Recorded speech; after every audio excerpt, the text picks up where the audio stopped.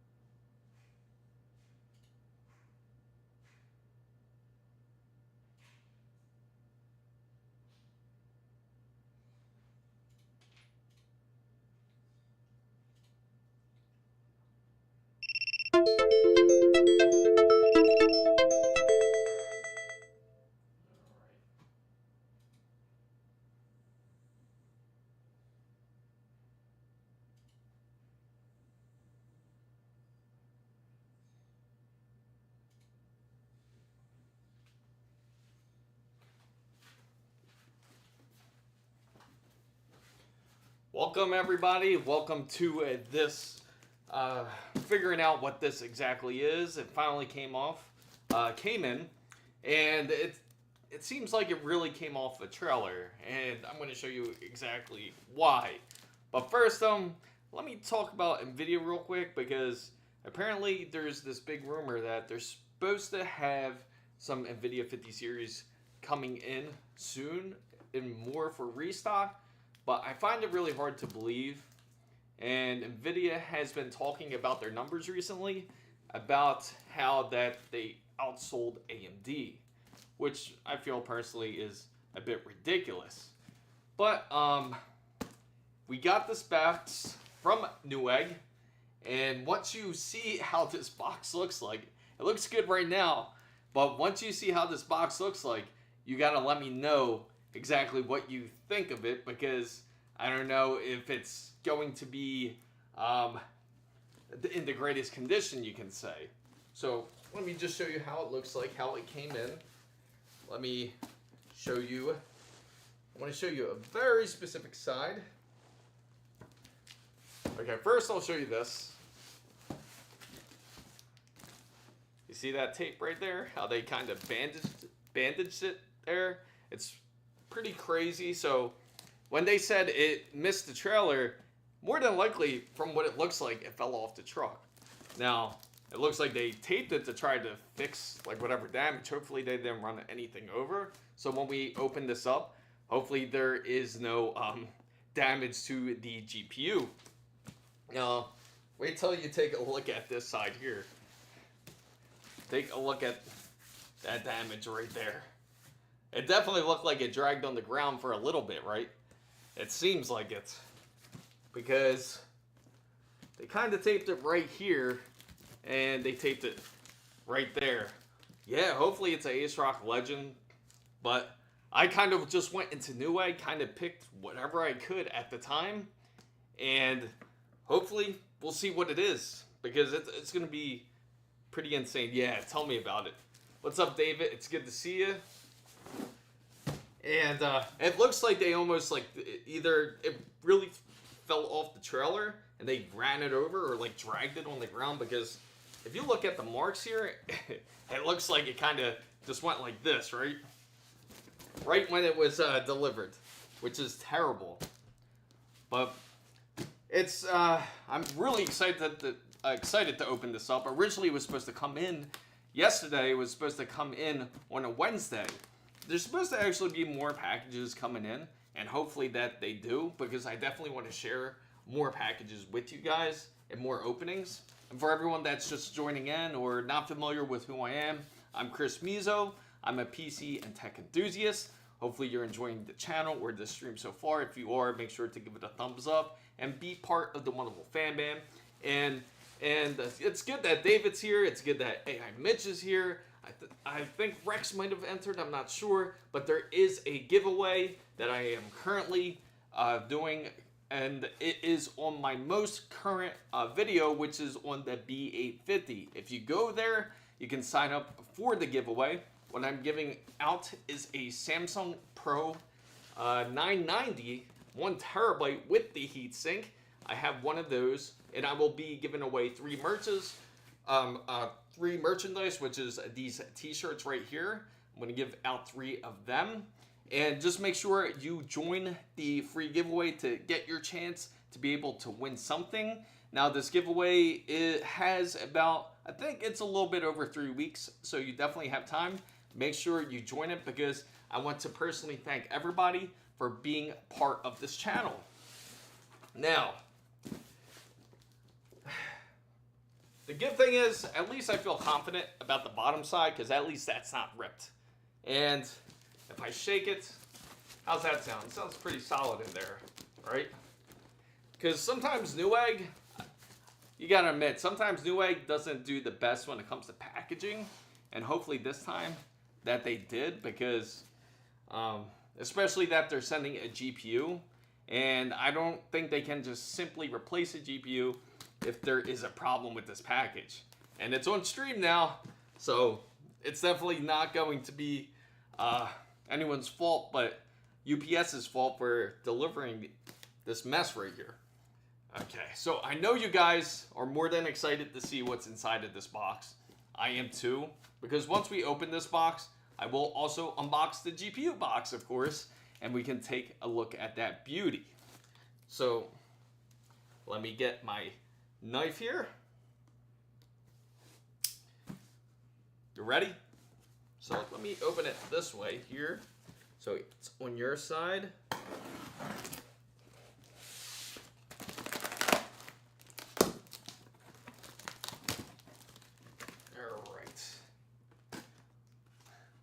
Hey, what's up, A-Bagger? Welcome back. It's good to see you.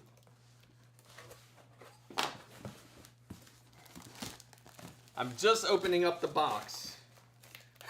You see this? This almost fell off when I took off the box. It's pretty hilarious, right? And it says, inside Newegg's box here, it says, awesome is here. Let's see if it's really awesome. They actually packed it really well. So even if it comes in like this, even if it got ran over by the UPS truck, at least they airbagged it okay. So they definitely have enough cushion in there, because there's been times where they sent me something where it's just hanging in there. What's up, gamer boy? Welcome to this stream. Hopefully you're enjoying it so far. I haven't gotten to the GPU yet, but it's full of airbags, as you see, so I definitely can't see it yet, which I will take out. Now, sometimes you probably get some packages where they just threw a whole bundle in there. They weren't playing when they packaged this. Not gonna look down yet. They didn't even bother ripping it apart. It's a good thing, because most of the time when you pull these airbags apart, they tend to deflate. And they still got plenty of air in them, so it was cushioned pretty well. But on the bottom end, right here, there's not really any cushion. So it kind of concerns me a bit, but at least it wasn't torn open like the top was. And usually when Newegg packs something, they'll just give you one of these and that's it. And then it'll just kind of flop around in there, but it's a good thing that it didn't. All right, so you guys are gonna see it with me. Not looking yet. So we're gonna take this out.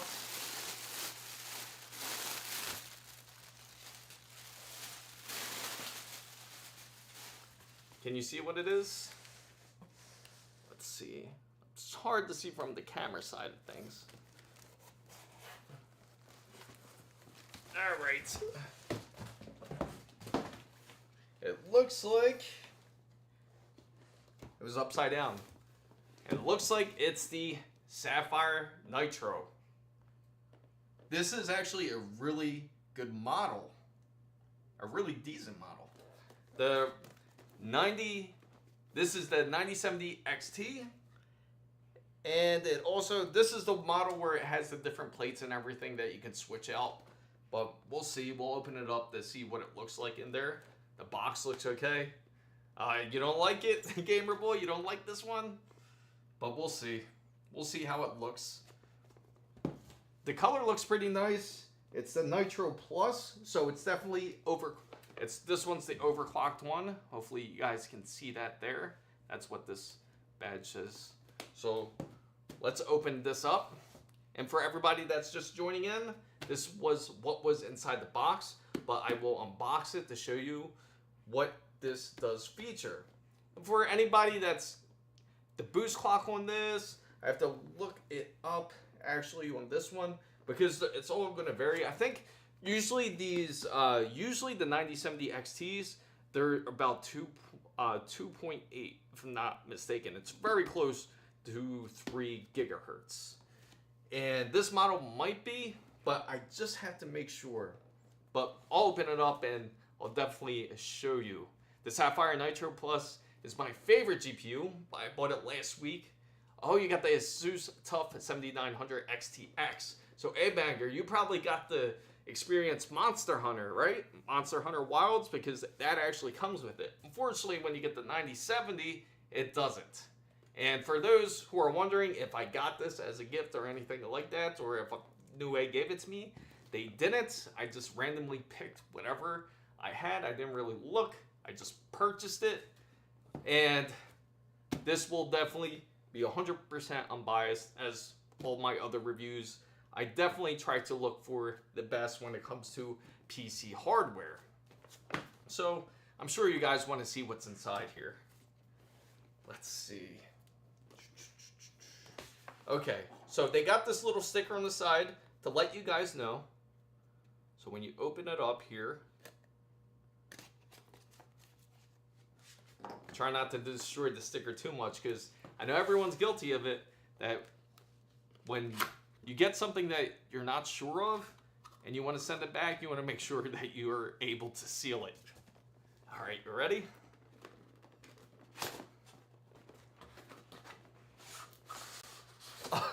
Another box. Isn't that funny? Talk about a deluxe case here. This is secure. So anytime you see two boxes just like this, when it's shipped out, it's pretty cool how you can hide the, yeah, I think it is too. That's pretty amazing. I really like the design and the thought process when it comes from Sapphire. I love all their GPUs, and they're always one of the GPUs I recommend. Same thing with XFX. They're really good as well. They're an excellent brand. I like them a lot as well. ASUS is good too, and I know the ASRock is excellent. It's actually one of the most silent RX 9070s you can get out there. And it looks like almost like a shoebox, or like, you know, like almost, actually it's more like a motherboard, like when you open them up, because just like when you flip it up and you can see the motherboard, it's almost like that kind of display that they're giving you, instead of just pulling it out the box like most GPUs, and then you just see the GPU. But this is even more, this is quite the display. Woo! Take a look at this. I gotta be really careful because I don't want to drop this. Well, on the top of it, it comes with these cards here, or these help manuals. I know nobody looks at them. It's cool to carry around with you every once in a while, just to take a look, just to remind yourself how cool of a GPU that you got. And wow, they actually box it really good. And I'm trying to be really careful at the same time. You guys can see that okay? As I'm gonna shine it right there in the light for you guys so you guys can really see it. And this is actually the back plate. And you see this? They actually have a cover. So Rex says, my old RX 470 and 6800 XT were both Sapphire.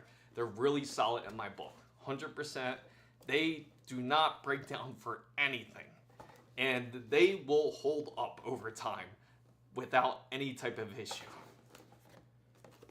The only ones that I've really seen failed were more of, I actually had a ASUS one that failed on me before in the past. I think it was an ASUS one, and I also had there was another one too. But once it comes to my mind, I will definitely let you guys know. This is the backplate envelope, actually. It's not even the GPU. How about that? And I thought that was the GPU, that they just covered it. But it's actually just the backplate itself. And they kind of give you this envelope with it. It's pretty nice. It's almost like a dark gray color here. More like a charcoal color, more than anything. You guys see that? So it has that nice swappable plate that you can throw on there. And they give you this nice little envelope if you don't want to use another back plate, and you can just slide it in here and put it somewhere where it's out of your way. It's a premium design here because they even have the little nice sapphire on the back of it, on the back of this envelope here. You got that nice little Nitro Plus logo. Now I think we're actually going to unveil the GPU. All right, get ready for this. Yep, I think that's it. Now this is the GPU. Of course, it's going to be hard to see with the plastic cover on there, but they kind of organize everything very well here, because when you take a look at this, hey, hopefully the GPU doesn't fall out. But which card are you coming from? Actually, this is going to another build. Currently, I have an RTX 4090, and that's into, this is the one I'm actually streaming from right now, is the one with the RTX 4090. And the new build is going to be with the 9070 XT, the one that we're doing more of the budget build. This will actually go into the B850 Gaming Plus motherboard, the ASUS one. So make sure you guys stay tuned around for that build, because it's going to be quite the monster. Even though it doesn't really cost that much to build it, I bet it's going to be very comparable next to the gaming PC that I currently have, which is the 9800 X3D, and it also has the RTX 4090. If you want to check out that video, I do have it in my YouTube channel, where I actually have the review of the build, and I also have the step-by-step guide on that build as well. And right here is the actual GPU, but first we got to go to the accessories, because we got to see what's in there. I really like how they organize it, that they just don't stuff it right under the GPU, because that can be quite the pain, especially when you want to close up these boxes and you're not sure where it is. But Sapphire really puts a lot of thought process when it comes to their GPUs. I really love how they did this, because now everything is nice and organized. You know, when you first open it, you got the backplate right there on the top. You have the GPU that sits in right here. And now you have the accessories that sit here on the bottom. Thank you, Rex. Here it is. Let's see what kind of stuff that they give you here. So the accessories that they give you is they give you a GPU bracket. So definitely recommend starting to really use these. Back then you didn't really need a GPU bracket as much, but now it's a lot more of a better way to install a bracket, because this will secure your GPU even more and prevent it from any type of, your PC doesn't really move like that. But in case if you bump into it or something like that, this will certainly help it. This brace will help it from vibrating, or kind of, you could risk losing it into, or damaging it into the slot, which I've seen before. And unfortunately, I had this PC where I have actually a YouTube video on this where it came in destroyed, and I actually had to rebuild it, because it was a 12600. I think it was just a 12600. I don't think it was the 12600K. Oh, it was. It was the 12600KF, and that came in, and it was destroyed. I had to replace, I think it was the motherboard. I had to replace quite a few parts in there. I think I had to replace the coolers in it, and I think I had to replace the GPU because it was all damaged. The gold fingers were all damaged on the actual GPU for the PCI Express slot. It was a mess.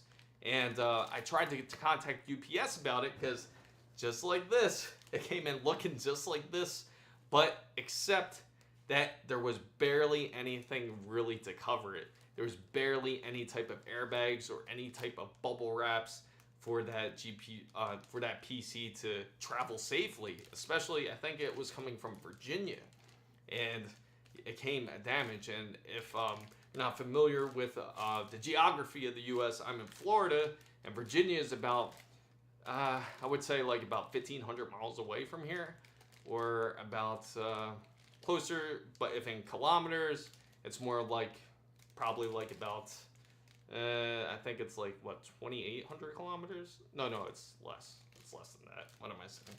But yeah, so it came with the brackets, and it also comes with these accessories here, which is, it looks like a RGB type of cable, an extended cable that you could hook up to your GPU. And they give you, this one's, that's interesting. This one is actually the 12-volt high power port, because you see how they have that adapter there. So for those who aren't fans of the newer style type of ATX 3.1s or the ATX 3s to where they use the newer style 12-volt high power ports. This is what this one uses. But I'm a bit curious because once we take a closer look at this, we'll see exactly how the port looks like, if it's just this or if it has another option. But I'm assuming it's just going to be this because they do give you these adapters here. So now we'll finally get to the GPU here. Now, funny enough, they should give this sticker. Oh, it's pretty hefty actually. It's a lot bigger than I thought. Definitely a lot bigger. You see that guy right there? That's what the sticker they should have put on top of the box, not inside of the GPU. Because you got a guide where it says, be careful carrying. It looks like it's actually a PC he's carrying, not a box. And it's telling you to avoid any shaking or excessive movements, which we kind of just went over. So yeah, you don't want to do that to a PC. So you ready? Take it out of its plastic here. Ooh, it is beautiful. It is gorgeous. That's how it looks. I love the color of it. And you can see the heatsink right here in the back. The fans look like they're about 120 millimeter fans here. Has that gorgeous heatsink in the back here. A really nice design. I really like the fins on the side here. You see how it has the Radeon? Let me flip it this way. You see how it's the Radeon right here? I really like that. I dig this one. And on the back here, it does have two HDMI 2.1 ports, and it looks like DisplayPort. It does give you two, so you can definitely plug in. You could have a multi-monitor setup with no issue. It is quite amazing. I love the detail in it, because even with the, if you take a look right in the middle, has the nice sapphire look where it has that sticker. Let me see. Yeah, I think that's everything that's in that box. Just making sure. And the funny thing is, you won't see where the 12-volt high power port is, and it looks like, let's see. I'm curious about how this back plate is, because I wonder if it just, how it looks magnetized. Because on the back of here, if you look close enough, it looks like you have these like metal studs here, or these like metal round beams. Yeah, I really like it. It's very modern looking. It doesn't look overly flashy, because some, you gotta admit, some GPUs out there just look gaudy. Like personally, I feel like the MSI Trio looks a little bit too crazy, like when it comes to the RTX 50 series, and it looks too, sometimes I feel that when it has too many RGBs, it kind of really kills the look of it. But it looks like a magnet. And I think it just sticks onto the back of it if you choose to use it. Oh, on the bottom of here, and I'll definitely make a closer up video of this, a more detailed video if you guys can't see it. But over here in the bottom, it looks like it has RGB ports. That's where you would plug it in if you want it to. So you can actually keep them completely off. You don't even have to plug them in. So if you don't like to have too much ARGBs, you definitely have that option. And inside of there, it's actually the 12-volt high power port. It's so hidden, I gotta really go up close with the camera. Yes, I think you're right, Rex. I think the purpose of the backplate is to hide the cables. And in fact, let's get to the backplate, and we can demonstrate how it magnetizes onto the GPU. Because now I'm pulling out the backplate here. Now it looks like, you see how you have these fins? You can tell that's for the heatsink side, and also for the cables, because again, they give you the room to hide the cables, because you can see how deep the heatsink is in there. And then once you put the backplate on there, again, you still have the room right here to put the cables together. So once you put this back plate on, which should be nice and simple, just like that. Really easy to stick on. And you can see the design right here. You can see the gap. Just like what Rex mentioned, the cables would go right here. Or you can even put it, I wouldn't put it through here, but definitely go through here if you want to have like a stealthy look. Because that's actually nice. Because most GPUs, when you have them, they're always sitting. For some reason, they decide to put the ports right here into the onto the top of the card, and then once you plug it in, it just, you have that cable there where it always sticks out, and you see it in the case. But this is quite amazing how they design it. Are you going to have to use the adapter, or does the PSU got it native? Hopefully the PSU that I do get will be native, but I will see, because I'm supposed to be getting a PSU. Worst case, if I really have to go get a PSU from Micro Center, I'll definitely take you guys again on a Micro Center trip. I guarantee you, if we go out there in the morning, because I just love it for entertainment purposes, just going out there like around 9:30 in the morning right before it opens, and just see the people that are standing outside the Micro Center on a Saturday, because they certainly will be there. Just like there was a group of guys there when I went to Micro Center for that day, and they waited all night to try to get this RTX 50 series, but they didn't end up getting it, and they seemed like they were scalpers, except for one guy. One guy seemed like he was just there, just trying to get a RTX 50 series. But the backplate's really simple to really stick on here, and I'll definitely... What's up, Strategy Swift? Welcome. I hope you are enjoying this stream so far, or if you're just coming in.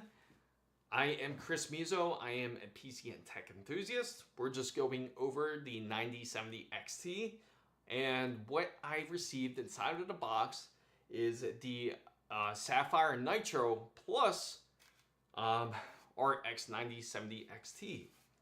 And it's quite the build and quite the design. And you can take a look of how it looks. Again, ARGBs are optional. You can choose not to plug them in on this type of GPU, because typically when you do get a GPU, they don't really give you a port for it. Once you plug it into the PCI Express bus, the ARGBs automatically come on. But not everybody's going to like that or need that. And this GPU definitely gives you that option of not turning on ARGBs if you want. You don't even have to plug it in, because they give you two ports. They give you, let me take off the backplate. This is the cool part here. Strategy Swift, if you didn't see it, you take the backplate off, and here you can actually manage the cables. And inside, I know it's hard to see because it's quite the distance, but inside of here, you could actually plug in either your ARGB cable, or you can also plug in your high power port here, your 12 volt high power port. This one specifically has that design.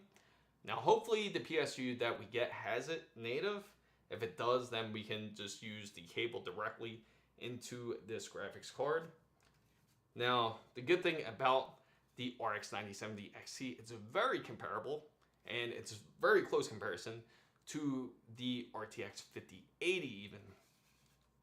It's even bypassed the RTX 4080 Super in some of the tests here, and it even was able to surpass a RTX 4090D.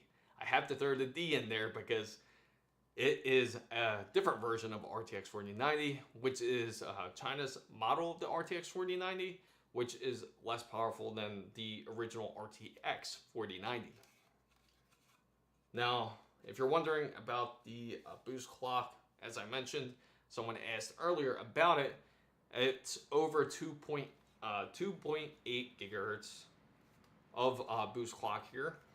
And usually, I think that's going to be across the board with all the RX 9070 XTs. And for the, I think for the regular clock, it's closer to about 2.2 or 2.3. It's something like that. Can't remember right off the top of my head. But if you're wondering about the VRAM, it is a G6. It's 16 gigabytes of G6. And it's running on a 256-bit bus.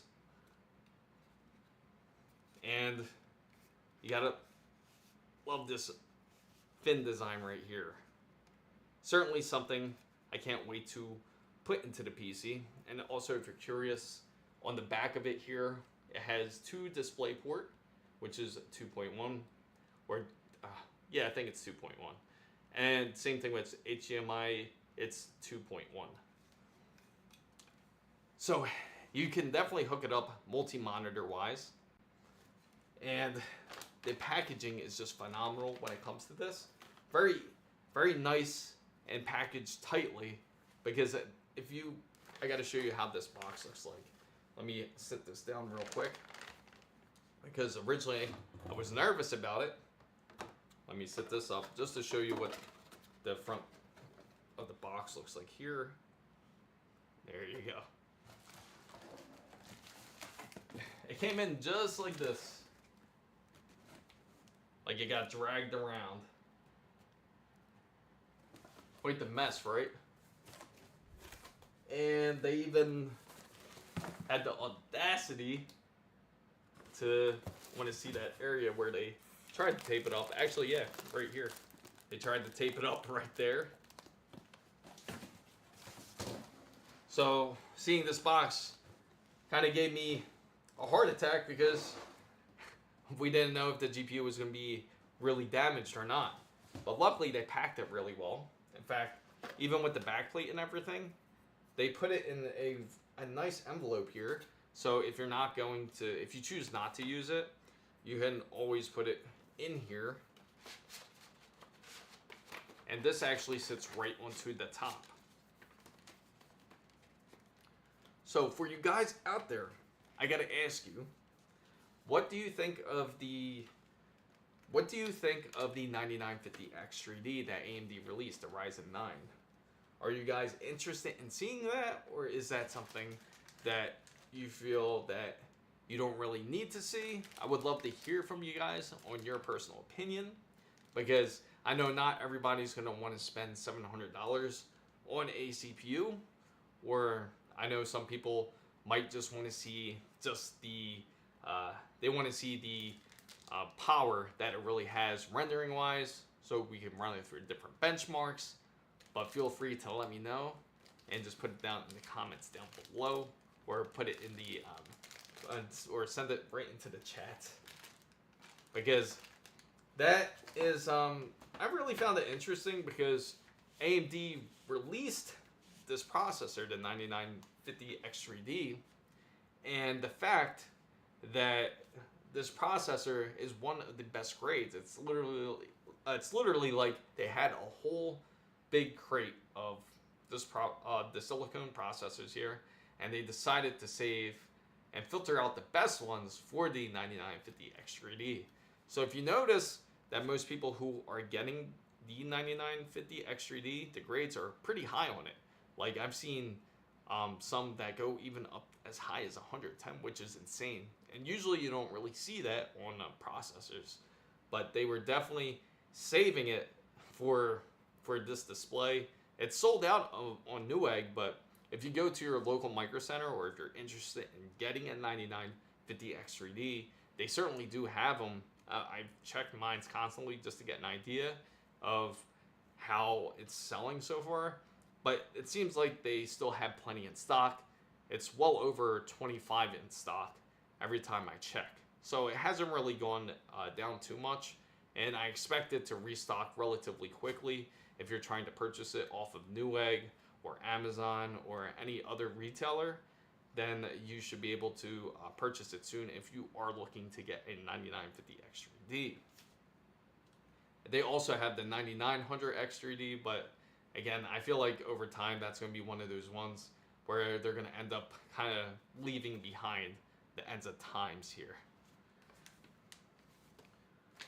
So I'll put this right back into its case. But for everyone that's joining in, I just unboxed this GPU here, which is the Nitro, the Sapphire Nitro Plus. It's the overclock edition, and it's just a really nice GPU. I definitely am going to get some really close B-roll for this, so I can share with you guys, so you can have a closer look and see exactly where these connections are.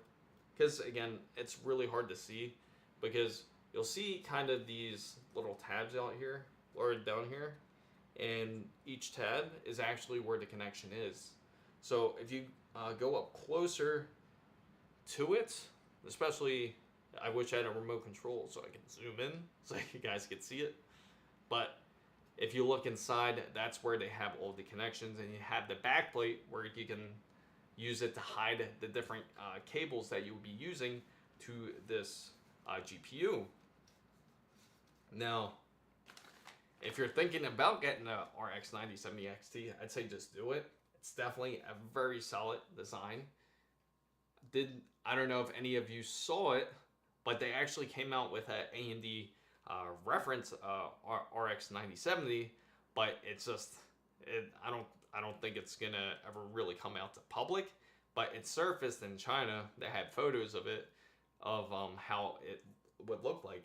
But if they certainly did come out with their own version of it, if they chose to do that, they would make a killing 100%.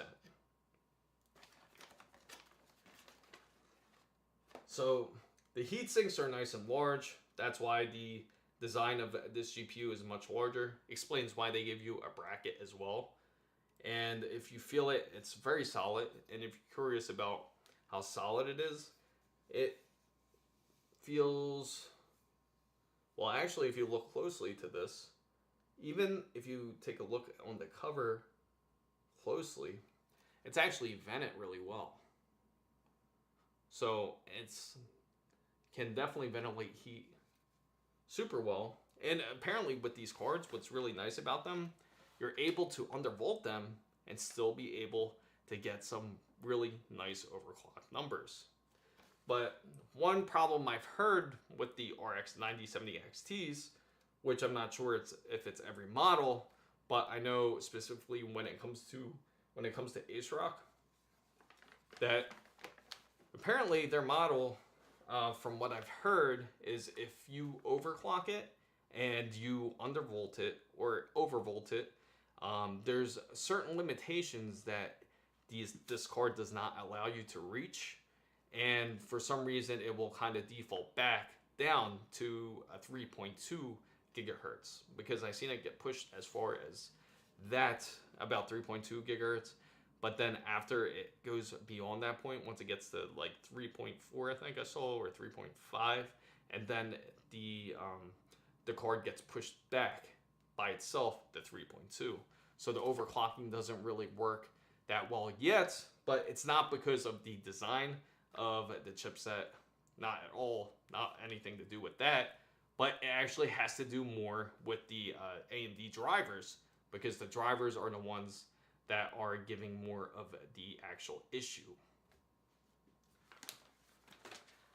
So one thing I've noticed too, especially with the stream, I don't know if I tried to update the chat so that way everybody could see everything that everyone is saying. But if you don't like it too much, just let me know, because I can see on the vertical live it looks probably a little bit crazy on there. So I definitely should probably time it and make the text fade instead of actually having it stick around, because I just want to make sure that everybody's heard and I answer everybody's questions. And hopefully, again, if you are enjoying the stream, make sure to give it a thumbs up, and I will certainly do a more deeper dive of this video explaining everything about this card, because it is really a beautiful card here.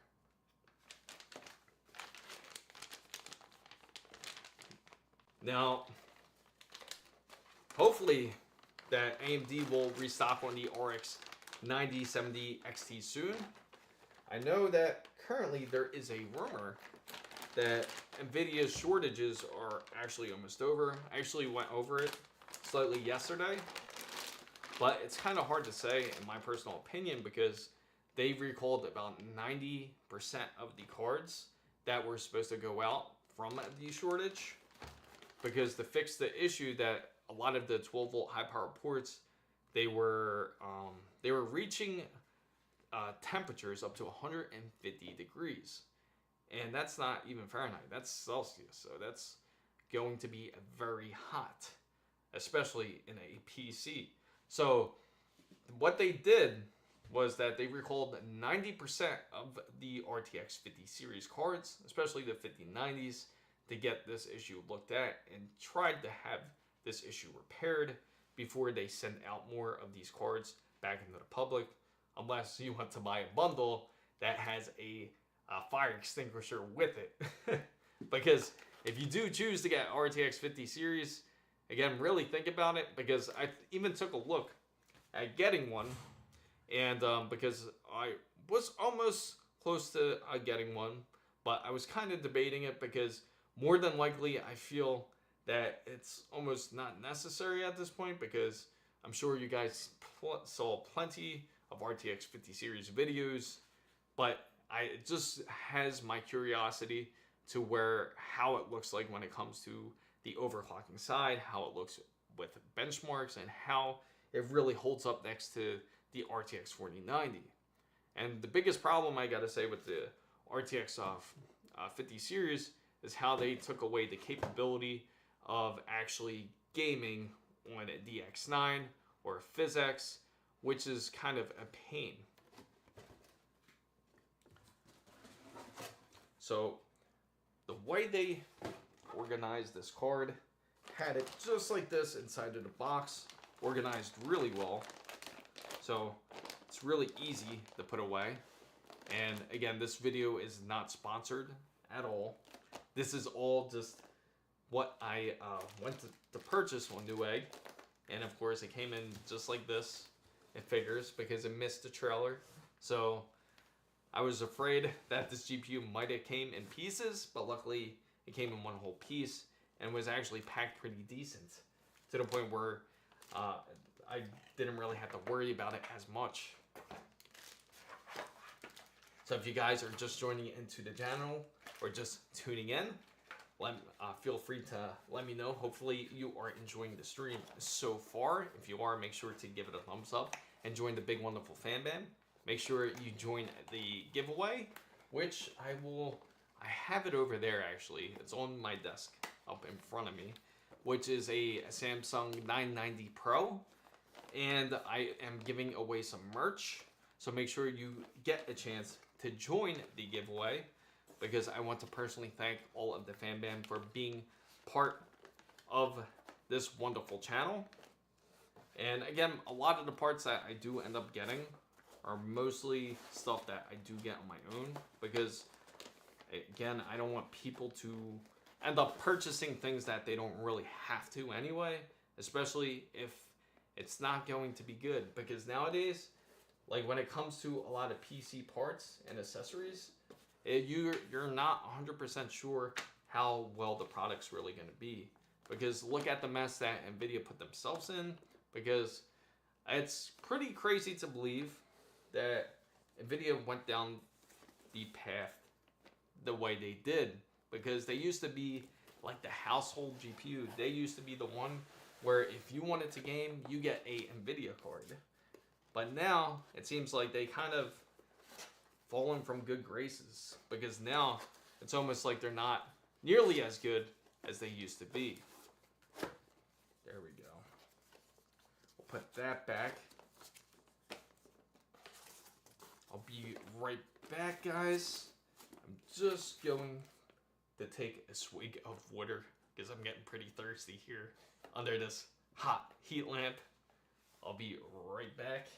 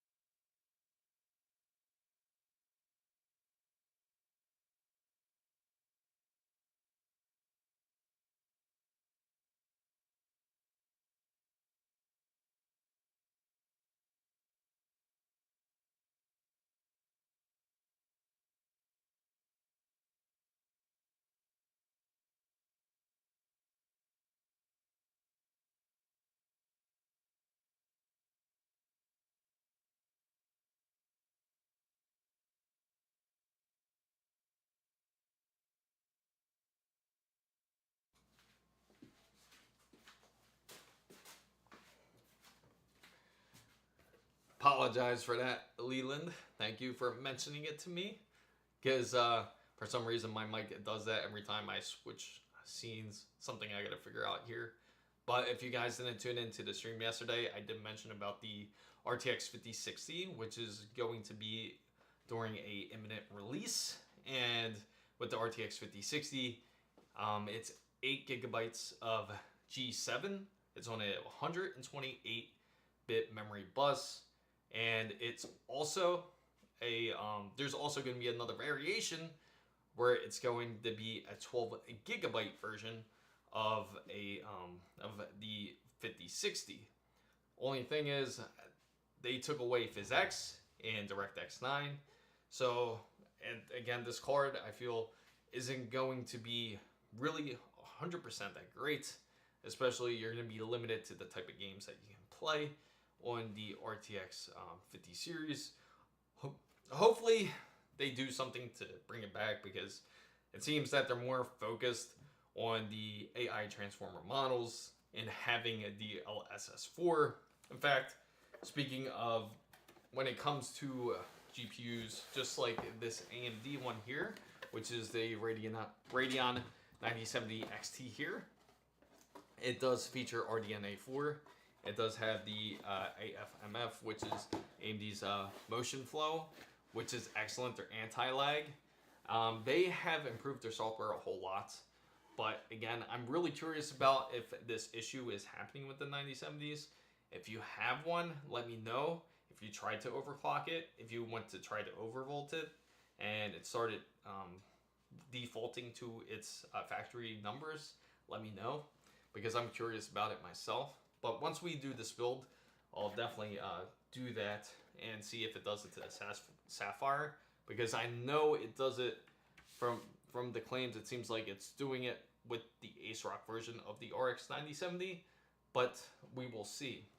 Oh, and to go right back to that topic of the RTX 5060, if you're curious about the pricing of the RTX 5060, it's around $300 to $400 USD. So it's still going to be up there. And it's pretty crazy, because not that long ago, you remember back then, that could get you a pretty decent card. You could get a decent card for $300 or $400. I remember I think it was like a 980 for, was it? No, not a 980. Or it was like a, can't even remember what it was. But you got a pretty decent card. I think it was like more like a 970 at the time. And it was GTX. But you could get a decent card. I only spent $300 on it, but it did everything without issue. Now you get a card for $300. Not even sure if you're able to game on a game like Monster Hunter Wilds or any type of real Unreal Engine 5 type of game, because those are the games that seem to be giving more of the bigger issues. But one game I'm certainly interested in seeing, definitely for sure, is Ninja Gaiden 4. That's going to be quite exciting to see, and I hope that will be out there. What's up, Ezekiel? How you doing, Ezekiel? Good to see you. Welcome to the stream. I'm sure that I'm sure that YouTube has started pushing it out. And I notice on the vertical stream, it seems like that the chat box seems like it stays on the screen. I don't know if that's a bit annoying or not. Let me know. I could definitely change that, make that kind of fade away, or figure a better way to deal with that. But on the regular horizontal, hopefully it's not as bad. But hopefully you guys can see each other all talking to each other. Yes, it's nice to see you, Ezekiel. Definitely nice to see you. Hopefully you got to see this. If you didn't, let me know. I'm definitely will unbox it again, just to give you an idea of what comes in it.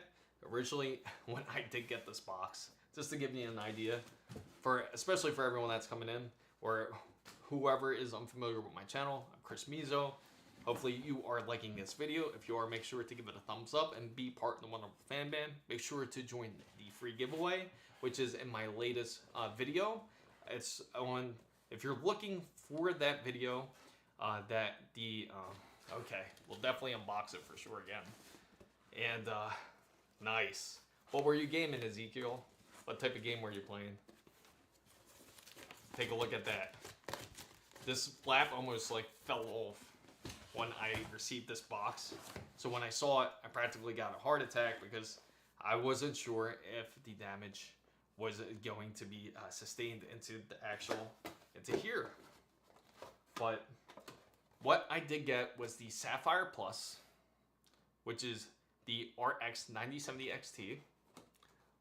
Oh, nice. Modern Warfare 2. You know what's funny? I'm pretty upset like how Call of Duty, when it comes to Modern Warfare 2, was, I feel, way better than Modern Warfare 3. Modern Warfare 3 felt like it was just a patch of Modern Warfare 2. But I definitely enjoyed 2 way more than I enjoyed 3 when they came back out with it. But now I'm kind of getting fed up with this whole Call of Duty series because I don't know what they're going to do next. But what I am excited about is this Battlefield 6 that's going to be released. And Battlefield 6 looks quite amazing. Hopefully everyone out there joined the beta.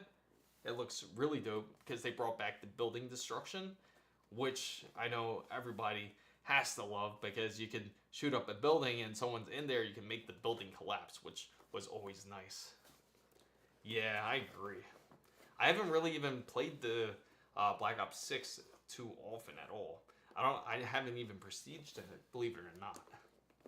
But this is the box that it comes in. It actually comes into this nice premium box here. And when you open it up, they give you a nice back plate. And what this back plate is for the actual GPU. And usually you don't really see GPUs that come with this, but wait till you see the design of it. It's pretty crazy, actually. It's pretty insane and quite impressive. And you'll really like how they organize this box. In fact, let me get this box out of here because this serves no purpose. So we got this back plate here. We'll put that to the side and I'll show you exactly what it does. And then inside the box here, it has this foam packing. So if anyone's curious if I'm going to make another video on this, I will. And it's going to be a much more closer view of what's inside of Sapphire's Nitro Plus. Because it's so detailed that some of the designs are in here. It's really hard to show you on the stream because some of the areas are hidden here. So the way they put everything here is they have the instructions here up onto the top of the GPU. And then you have your GPU that comes inside just like this. And it has accessories box right here in the bottom. So with all the extra accessories, they just don't throw it under the GPU like they usually do. Is that can be quite the mess. And then you don't know where any of the other accessories is. Then you have to try to dig through the foam in order to find it. And that's kind of annoying. And inside the Sapphire box here, inside of the accessory box here, it comes with the GPU bracket. So you can set it to be stabilized so that way it doesn't have any type of play when it's inside of the PC, because that can cause some damage, and the last thing you want to do is damage your GPU, which is the most critical part of your gaming rig. You have your ARGB cables, and believe it or not, this model actually has the 12-volt high power port, or you can call it the 12 2x16 port right here. And then they have the converter here for the 8 pins. Yeah, it's quite beautiful, right? Welcome, Alex. And wait till I pull this out, because you're gonna feel it's quite amazing and because they made it, they packaged it really nice here.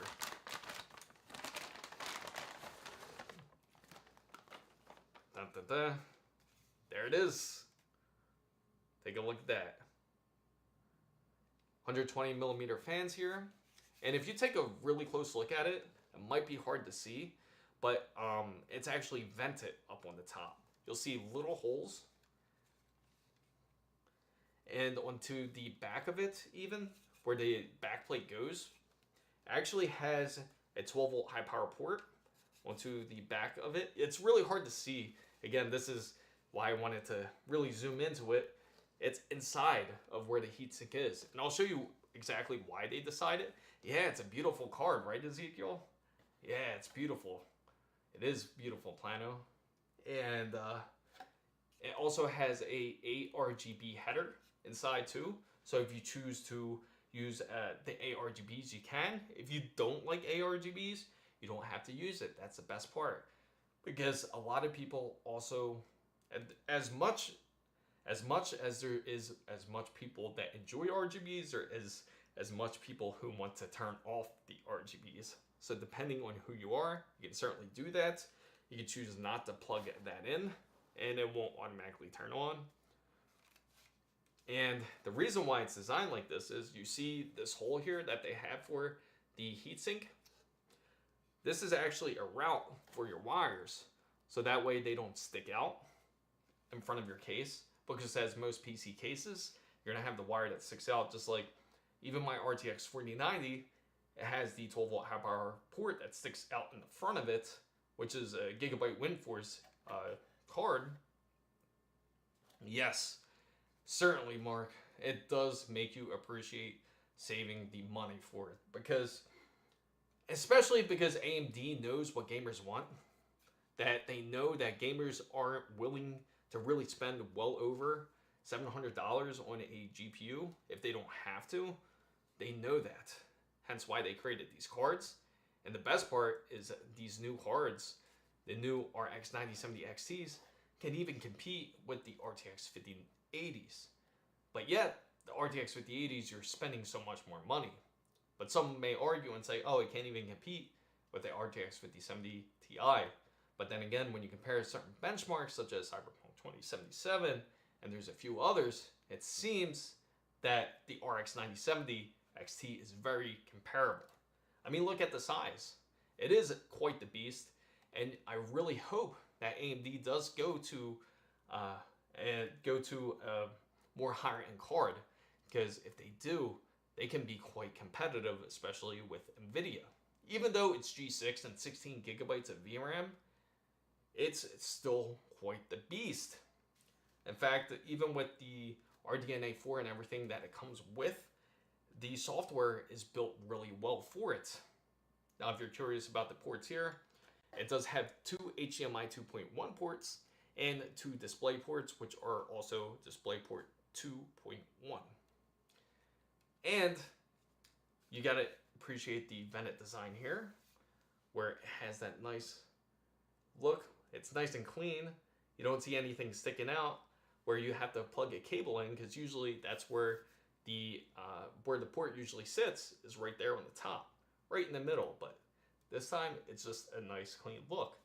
Personally, I can't wait to see how it looks, because I think it's going to look really well in the ASUS B850 motherboard here. And let me show you the backplate, because they actually put it in a really wonderful spot here. So the backplate, they actually put it in an envelope for you. It's a nice thick one. It isn't like cheap paper. It's a very thick material, so you don't have to worry about ripping this envelope at all. Scalpers are everywhere at this point. Yes, I agree. That is the most annoying part when it comes to purchasing PC parts. They even went after the 9950 X3D, even though the demand isn't as high for it, but they made it seem that way, especially on Newegg and Amazon. You can't even get a 9950 X3D. But the funny thing is, when you check your local micro centers, it seems that they have plenty of 9950 X3Ds. So it's almost like this artificial sale that's been going on to where they bought up all the supply. And you know what's funny? NVIDIA actually said that they felt like they actually outsold their 40 series. But there is no stock to really outsell. If you have 274 RTX 5090s on launch day at all micro centers, how is that more than the RTX 4090? It makes absolutely no sense. especially on that statement. At this point, it just makes you feel like Nvidia is just lying to the consumers because it just doesn't make sense. Or they're trying to lie to their investors. But again, they don't really care about the consumer side because they only have like about, I think it's like a little bit over 20 billion in the consumer section. Sure, it sounds like a whole lot of money, but the rest of their money, 1 trillion of it, a little bit over 1 trillion of it, is all into business, data, and enterprise. So we're a very, very small number to compared to the enterprise side. Actually, I think, yeah, it's like 27 billion compared to well over 1 trillion. It's like 1.2 trillion in enterprise. So that's why it seems that they're not really taking care of their consumers as much. But in the back here, didn't mean to rant so much about that, but right here on the back, watch this. It's a magnet that kind of sticks on. And the point of that is to hide the cables. You can route your cables right through there. And you wouldn't even notice it. So it's a really nice design because once you plug it into your PCI Express slot, it's going to sit right up on the top here. And then you can easily just put the plate on the top as soon as you're done connecting everything. So Jeb says, between this model, Red Devil, and the Tai Chi, anyone snagged one of these models yet? I do know someone that grabbed the Tai Chi model, and it's definitely, from what I know, the most quiet out of the bunch. So if you really care about your decibels when it comes to a gaming PC, that's definitely one of the most quiet ones and performs really well, I can tell you that. Red Devil, I'm not too sure about. And same thing with Sapphire. I haven't messed with it too much, but I did hear something about the that model, about the Tai Chi model, to where there's problems overclocking, but that might be just driver issues, and it might not be specifically to ASRock or any other manufacturer. Because apparently if you attempt to try to overvolt it, it kind of defaults back into like a default overclock almost, into where you can't really overclock it anymore. I think the default overclock, or the most you can really go, is like 3.3 gigahertz. Again, very high boost clock, especially for a graphics card just like this, and very useful. And the most interesting part is you can get there. You can actually reach those type of speeds without overvolting. In fact, you can undervolt it. I think it's like not that much. You can undervolt it quite a bit, and you'll still be able to pull those numbers. And this is competing against something like the RTX 5080 and the RTX 5070 Ti. So how is the cooling? The cooling I know for all of them, they're excellent. For this, it should be really good because, as I mentioned, you notice that they have a bunch of vents here on to the back of it as well. And the same with the heatsink. They give you plenty of space and ventilation for this card here. And even in the front of it, if you take a look at it, if you zoom in, you can really see that they have like ventilation holes to where the GPU can actually breathe. There's not any limit to it. And the nice thing is, even if you don't set it up, if you choose not to set it up, just like if you hook it up onto a riser, it really wouldn't look too much different, even if you just hook it up to the traditional way, which is just putting it into the PCI Express bus. And the best part about this is, again, you have the options to use the ARGB cables and the 12-volt high power port that it does use, which is, I'm sure, is going to do quite the number, especially in overclocking, because I'm really curious about it. And hopefully the power supply that we do choose, we do get one that does have a 12-volt high power port built in, or a 12.2 X16, whichever, either ATX 3 or ATX 3.1, either of those type of power supplies. And hopefully it comes in soon, because supposedly there's one coming in soon, I know of, And if it doesn't come in on time, I'm definitely more than willing to take you guys out to Micro Center with me once more, and we can go look for a power supply. And there was something else. I was thinking of getting the 9950 X3D to do these benchmark tests if you're interested in rendering and everything, but I don't think there's a big popular number on it. And the 9070 XT is considered the middle tier card. Reason being is because it runs on a 256-bit memory bus and it's 16 gigabytes of VRAM, but it certainly performs. If you did get this card, Mark, it would certainly perform very well, especially if you're gaming in something like, say, 1440. This card would have no issues doing it. Now, if you're going into more of 4K gaming and everything, again, this card won't really have any issues with that either. In fact, they'll beat out a PS5 Pro any day, or any type of console without issue as well. And it has RDNA 4 with this card. So again, even though it's a mid-tier card, it's quite a beast. It's really quite the beast. And if they did come out with a high-end card, I can't imagine if AMD did, like say if they did come out with a 9080, and it was the XT or XTX version where it has the extra VRAM, and it would be very comparable for sure against a RTX 4090. I can definitely say that. And the best part is you don't have to worry about the missing ROPs, which is the most important part when it comes to GPUs. I can certainly do AI models if you're more interested in doing something like that. I'm saving up for the model you are holding. I'm glad, yes, it certainly is. And I will definitely make more videos on this, and we'll do some benchmarks. And if you're not familiar with the build that I'm doing, Mark, I'm actually going to put it inside of an ASUS B850 Gaming Plus motherboard.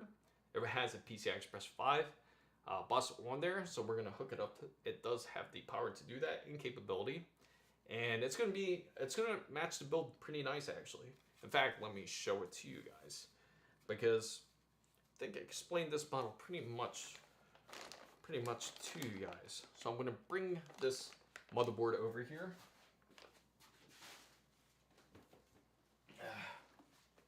Which is this one. And this motherboard is quite the beast. I saw the undervolted Red Devil to unlock its true potential. Guessing Sapphire XT is as good or better. It's going to be just as good or very similar. Again, they're in the same family, and you will certainly not be disappointed. Either if you get Sapphire, Red Devil, any type of brand, XTX is really good. Any type of AMD brand is impressive, and you won't have to question its ability, because AMD has really come up, especially when it comes to the graphics side. And they certainly had the production out there. They certainly had the supply out there, but it's just a bit unfortunate that scalpers had to take up the show, because if they didn't, then we would have a lot more RX 9070s. Thank you, Ezekiel. This is it right here, the B850, which it's going to go in. Matter of fact, I can actually demonstrate something to you with the B850 since we're right here, because a lot of people are curious about this too when it comes to ASUS's B850. Now, I'm going to take this motherboard out here, out of its ESD bag here. And the colors are going to match really well with it. I can't wait to see how it looks like once it's in an actual PC build here. And you got to check out that video, that Micro Center video that I had a stream, because it's pretty funny. We ended up getting quite a few parts out of there. And I'll sit it with the SD bag, just to have it on there. Is it true that AMD CPUs work better with AMD GPUs? Yes, they work excellent. They work excellent together. In fact, AMD was trying to do that for a while. They've been trying to really have people purchase their GPUs and their CPUs, so that way it unlocks their infinity cache. And that's what they really advertise it, because the infinity cache is what you are looking for. Thanks, Plano. And here it is right here. This is the tough gaming motherboard here. And as you can see, the colors actually match really well with it, because it's kind of a gunmetal look, right? So I'm going to sit this down here. And a lot of people were concerned about the quick release when it comes to this, the PCI Express 5. In fact, I think someone mentioned it and said that they're afraid to get any ASUS motherboards because of it, but this one actually has the Q latch. Yes, F those scalpers.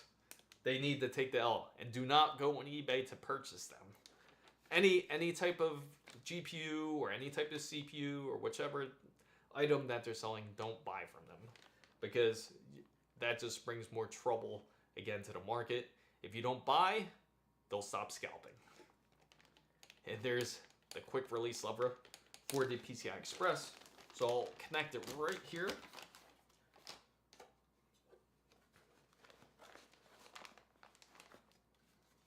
So it's going to go in just like this. Let me make sure there's room here. There we go. There you go. And just like that. And now there's a lot of concern about removing the card because they're afraid that it's going to break. What CPU am I using for the build? Great question. I will pull it right up here. It's going to be the 9600X. Again, this was actually a budget build.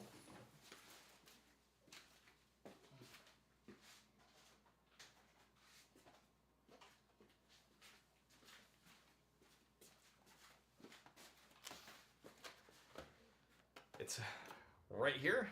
It's the AMD. It's the AMD 9600X. We got this for a great deal, just slightly over 200 USD. Yeah, the 13900KF is still a great processor though. In fact, the 13900KF still can beat out the 285 even, which is Intel's newest processor. But apparently their new 18A dies are supposed to be really good. But again, that's going to be remain to be seen. And I really feel bad for Intel. In fact, they actually got a new board member. It's Bo something. But they got a new board member. He's going to be the new CEO that's replacing Pat Gelsinger. So yeah, definitely the 13900KF is still quite the beast. So don't worry there, Plano. And right here is the Crucial P3 Plus. I actually got this for $64.99 on sale. It's also PCI Express 4. And if you're curious why didn't I get PCI Express 5 NVMe, there's a very good reason for it. It's not really necessary to get PCI Express 5 NVMe's because gaming-wise, there is no real potential for it. There is no direct storage universally. Until there is, then there would be use for PCI Express 5. Yeah, sure is, Leland. So it's going to go in with this Crucial P3 Plus and the Vengeance RGB DDR5, which is 6,000 megahertz. They're actually are going to be releasing some new RAM here. They're going to be releasing. Sorry, I'm not a fan of Intel CPU. All AMD CPUs in my build. I gotcha. See, I feel I know AMD is definitely king when it comes to the gaming CPUs, and Intel is really good as well. They held the title for a long time, but AMD certainly has made a comeback when it comes to the processor side. In fact, I remember how I thought AMD was just going to go out, but they really came back, especially that Lisa Su took over. Because Lisa Su definitely showed how to bring back a company. And now, hopefully they can go and take up more of the GPU side. Yeah, it's one of the best RAM kits to get, for sure. As you. But it's certainly one of the best RAM kits to get. And also for this build, we're still trying to get the PSU for it. And yes, NVIDIA is priced very expensive because of ray tracing.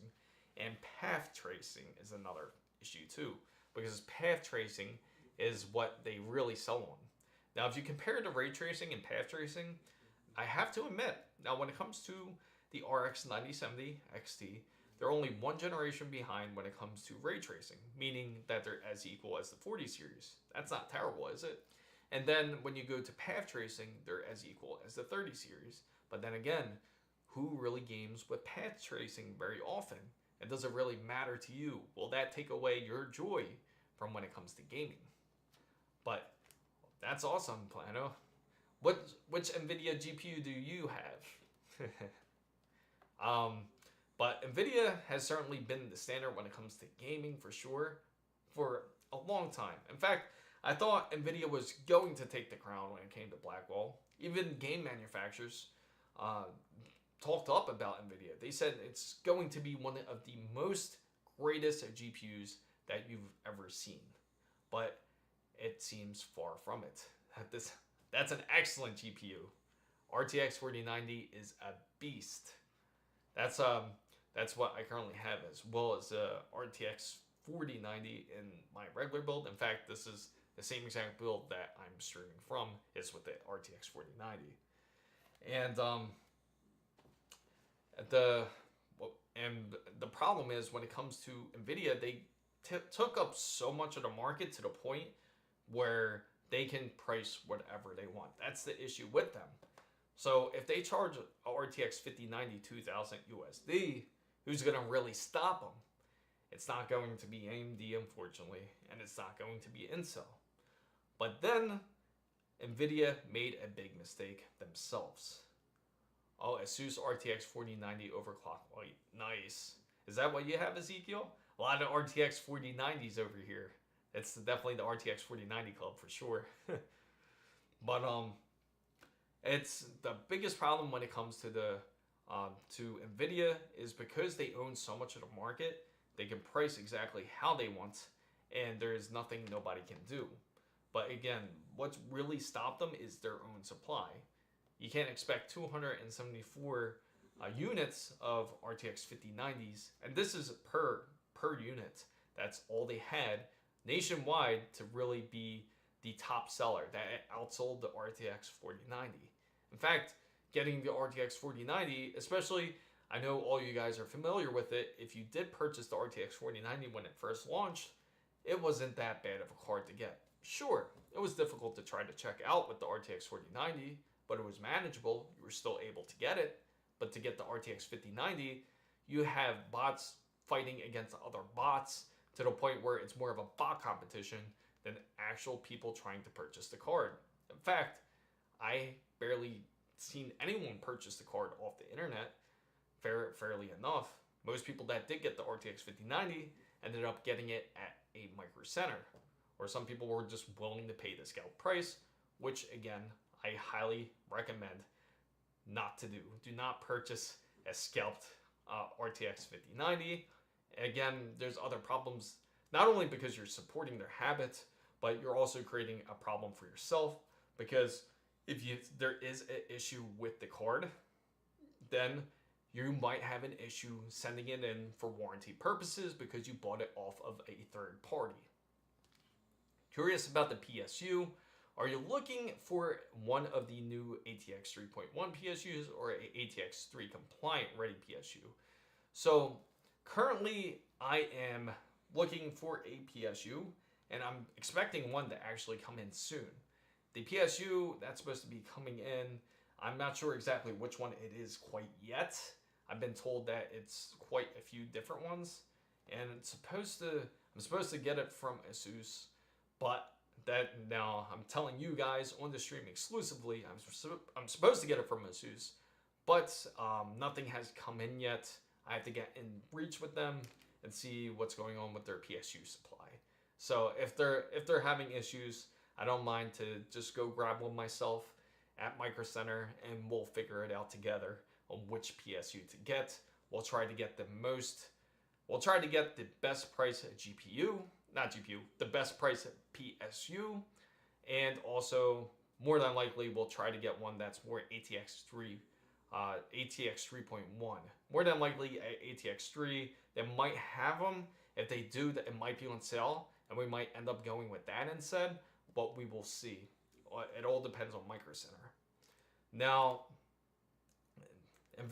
with NVIDIA, again, releasing the RTX 5060, which is kind of a joke on the line, because I don't know anyone who wants to buy a 8 GB card, especially in 2025. You're not going to go very far with it. I don't know if it can even manage into 2026, because just say, I would imagine GTA 6, just say, for example, GTA 6, we all know that's going to be released. So when that does get released, you think that an 8 GB VRAM card is going to be capable enough to handle a game like that? It's already going to be out of date. So really you're spending almost more than probably $50 a month on a card to get outdated, which isn't going to even last you. Exactly. It's kind of ridiculous, especially in this year. Instead, we should be looking to increase capacity. But NVIDIA did have a higher capacity GPU. In fact, they did release a 6000 RTX 6000, but this is specific to people who have workstations, for those who are interested in AI models or creating language models, because this GPU can go up to 96 gigabytes of VRAM, as well over 4,000 extra cores. Yes, that's true, geezer. GTA 6 won't be around for PC anytime soon. Unfortunately, we won't see GTA 6 probably for maybe another year, at least. But again, that's another problem Rockstar has. They know that there's all these PC gamers. They would make a killing if they would just sell on PC as well.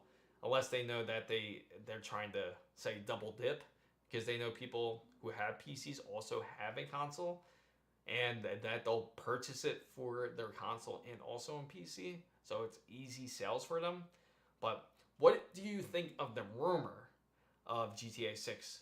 If it cost over $100, would you go purchase it? Because allegedly, it's supposed to be a completely different, it's supposed to, again, when it comes to marketing, they say it's going to completely change the game.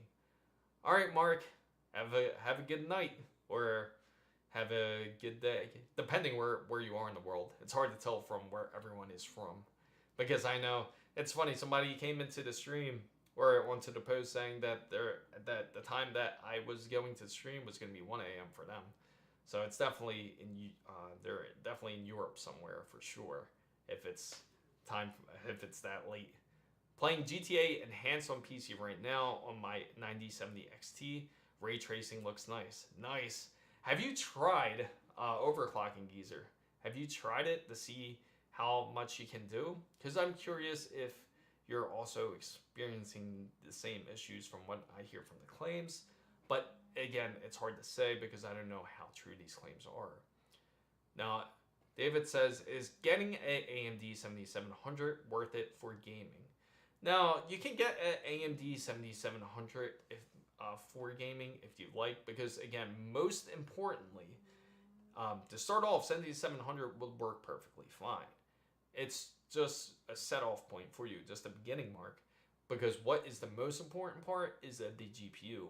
If you have an excellent GPU and you have say a 9070 XT, you're going to be perfectly fine.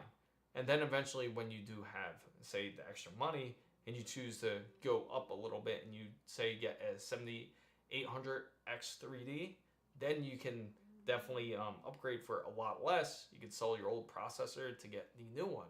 So it's a good way to start off. Definitely a 7700 is just good to enjoy some gaming. Now, depending on the monitor you're gaming on, I'm assuming you're not gaming on 4K, you're trying to game on, say, 1440p or 1080p, it would work great.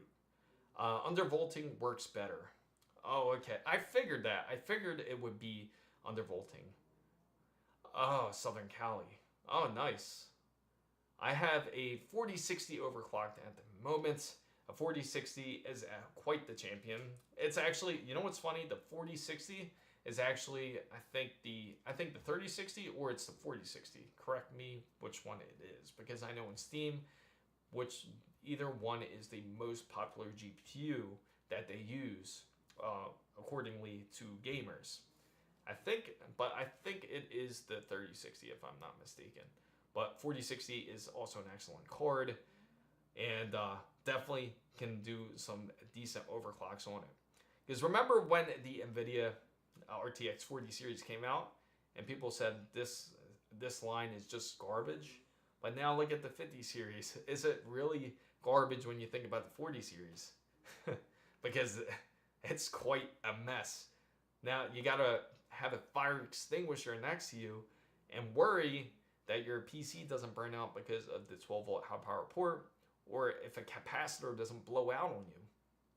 And the funny thing is, the engineers of Gigabyte, these are ex-engineers, electrical engineers, that said that for the 12-volt high power port, that 525 watts is way too much for these 12-volt high power ports. In fact, that it should be no more than 325 watts. So if you push any more than that, you're really pushing some heat, some serious heat, because there's going to be a lot of resistance in that. If there is, that's how you have the meltdowns. That's how you have the melted connectors. That's how you have the burned out cards and the burned out cables especially from third-party manufacturers, such as CableMod was one of them, where they created their own cable where you can hook up to a PSU. And I think it was Mod DIY. They also came out with their own version. I bought a RX 9070 at MSRP. I see US prices, and yes, they are certainly insane. 1600 is way too much. Yeah, so if you can get it for a better deal in Southern Africa, you definitely got to definitely take advantage of it, especially at MSRP. It's funny because right now they're making it seem like it's on sale, and I think a lot has to do with what they said is the second batch, when that comes in, the pricing will go up, allegedly. And if it does, some of these companies or some of these retailers are saying, for example, we'll take this RX 9070 XT, for example. They said, oh, originally this was priced at 700 USD, but now it's priced at 1300. So when the second batch comes in, they're gonna put a big X on 1300 and make it priced at 1000 to make it seem like it's on sale, but really the card's only $700. Again, we will see if a lot of retailers do that, because I seen a leak of a retailer doing that, and that's just plain ridiculous, because the retail market has gotten quite out of hand. And then again, if these scalpers try to buy up more of these GPUs, how much more are they going to charge? And how much are they? This is funny, because you got to really think about this. Have you tried to sell something on eBay? You saw people camp out a Micro Center for the 9070. That is insane, David, because it's funny, because I heard that there's people that went to Micro Center early, and they just went like a few hours early to get it, but then they realized when they got in the store that they could have easily picked one up like at 10:30, or because usually they open at 10 o'clock, that they could have picked one up at 10:30 without any issue. Of course, the ones that are the lowest ones were cheaper to get. Did anyone find it ironic that the world's most valuable tech company, overall in total capitalization, was unable to guard against the AI agents that they bring? Yeah, it is pretty funny that they actually did that, because they're supposed to be the world leaders. And remember how they just brushed off, just like how they brushed off DeepSeek? Oh yeah, they don't matter. Because they're a giant. They're at the point where they have, again, so much capital in enterprise. It's almost at 1.2 trillion when it comes to enterprise. And then when it comes to the consumer side, it's only like at 23 billion. We're a very small number for NVIDIA. That's why you don't really see the care as much as they used to. But now they know they have so much of the enterprise market. That's who they really cater to, unfortunately. And I've always wanted to defend NVIDIA on this behalf because originally, in the beginning, I really thought Blackwell would do something different. It would be a game changer. But it really seems very far from that, in fact, because now when you see the RTX 50 series, you just wonder what were they really thinking of. Because they had a 5nm die in the RTX 4090, just like the cards that we just spoke about earlier, right? And now you have the RTX 50 series, it's also a 5nm die. And once they plugged it in, they put a little bit more power into it, and hence they got more capabilities because they put more power to it. So is it really that much of a difference from the RTX 4090 to the 5090, or is it really just a RTX 4090 Super? Because that's what it seems like. Sure, Blackwell's a different chipset, but it really hasn't been that large of a leap over the RTX 4090 or the RTX 40 series. So, I mean, if you camp to save money...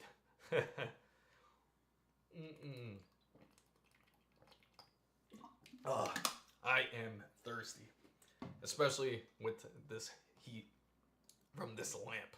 But it's funny too, because now it's like really think about this, because I brought this up yesterday, and I don't know if anyone was there to see this part, or I mentioned a really funny conspiracy theory to think about it.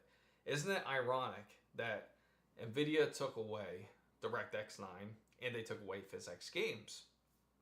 So now you have DirectX 9 and PhysX gone, but all because maybe what I'm thinking is that you have these game manufacturers. Again, most games that you see nowadays, a lot of them are remakes, right? So they go over, one CEO goes over to Jensen Huang or NVIDIA and says, hey, I have a great idea. Just take away DirectX 9 and PhysX and say that you want to create something better and that we're moving forward to the future, that we're going to do better for GPUs. And that way we can remake our games so people can rebuy those games. Even though, say, if just like a good example is Oblivion, Elder Scrolls Oblivion. There's a rumor that they're going to remake that game with, I think, Unreal Engine 5, ironically. So you have somebody, we'll use Bethesda Studios, for example. You have somebody like Bethesda Studio go over to somebody like NVIDIA and say, why don't you do this? That way more people buy our game. NVIDIA says, sure, it's a win-win for both of us because you're going to need the best hardware in order for you to play this game the way you want it to. And it's a win for the gaming company because they also can get the purchases from buyers who purchase the hardware. So think about that. It's very possible, right? When you really think about it. Now, the 5090 is more like the 40. Yeah, it really is. Oh, yeah. You know what's funny, Ezekiel? I could really go for some coffee right now. I usually always drink some coffee in the morning and at night because I just am addicted to coffee. I'm a caffeine addict. So you're looking for a PSU. Amazon has XPG brand Core Reactor 2 for 130 for a 1000 watt modular. Really? Is the XPG, is that one the Core Reactor 2? So that's the ATX 3.1 then. I think that is, right? Sounds no name, but the PSU tier is 8 rated. Do you know if it's, I have to look at it, if it's gold standard or if it's platinum standard. It's funny, right, Jeb? When you really think about it. When you really think about it, it seems that it's going in that route. In fact, they want everything to be more subscription-based even. Because when you think about like NVIDIA's GeForce Now, they want you to purchase that because they know it's going to get to the point where nobody could really buy graphics cards eventually. And then why not just get GeForce Now, where you can just cloud game.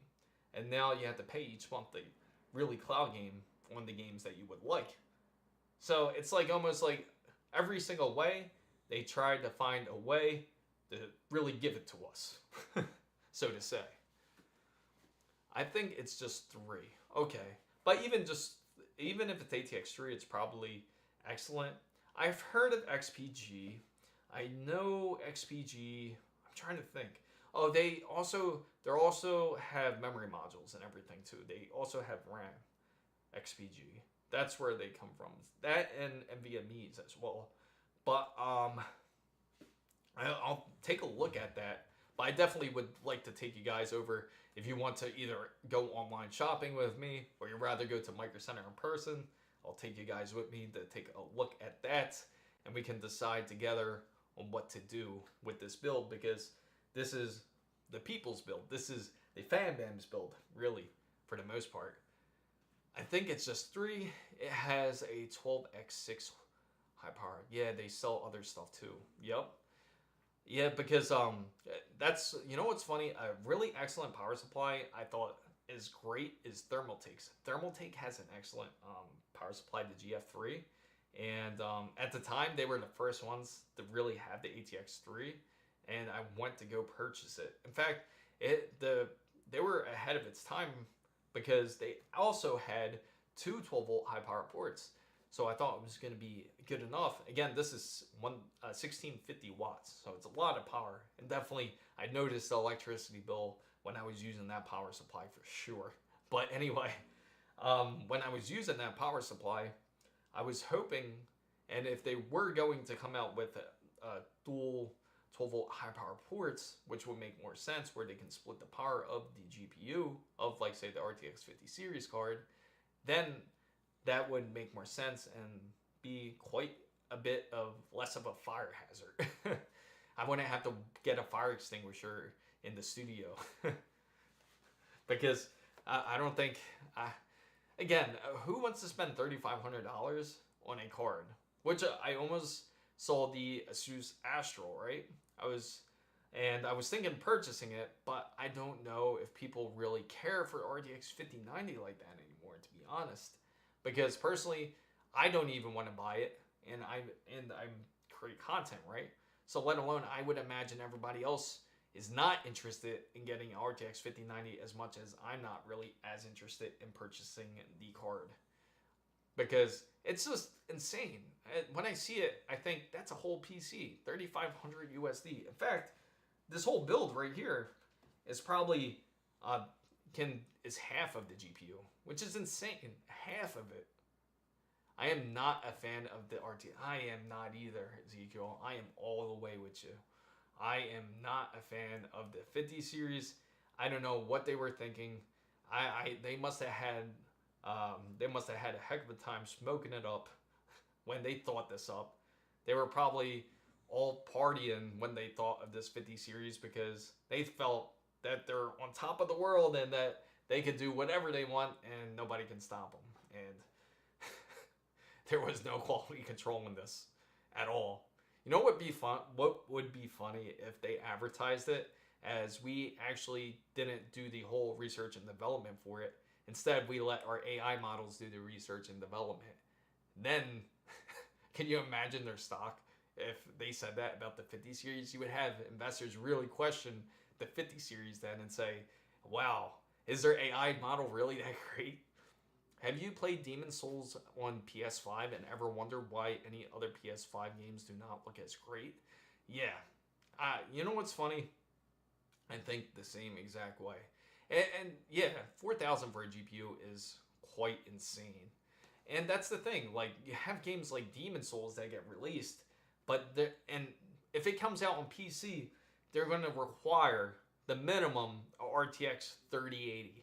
Watch. You'll see Demon's Souls, the remake for RTX 3080 as the minimum.